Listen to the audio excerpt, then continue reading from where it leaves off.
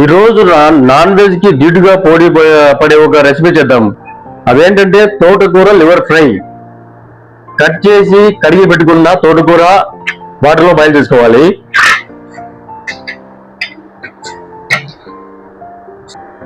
అదే విధంగా green chilli కూడా వీటిలోకి వేయాలి.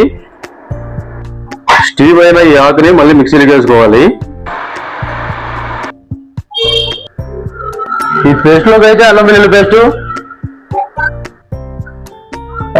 మిరియాల పొడి, గరం మసాలా, జీలకర్ర పొడి, ధనియాల పొడి, పసుపు పొడి, సాల్ట్ ఇవన్నీ వేసేయాలి. తర్వాత చెయ్యి కూడా వేయాలి. తర్వాత కార్న్ఫ్లోర్ కూడా వేయాలి లైట్ గా.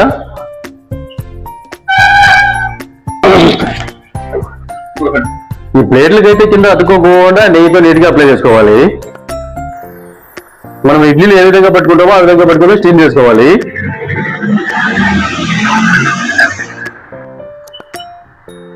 ఈ విధంగా ఇడ్లీ మధ్య పెట్టుకొని ఇడ్లీ బాక్స్ లో స్టీమ్ చేసుకోవాలి.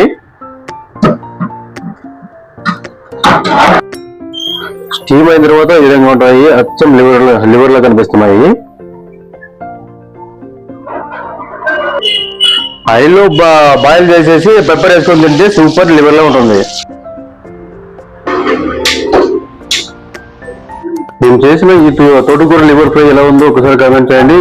వీటితో చాలా రకాల డిషెస్ కూడా తయారు చేయొచ్చు. టేస్ట్ చూద్దాం ఎలా ఉందో లివర్ ఫ్రై.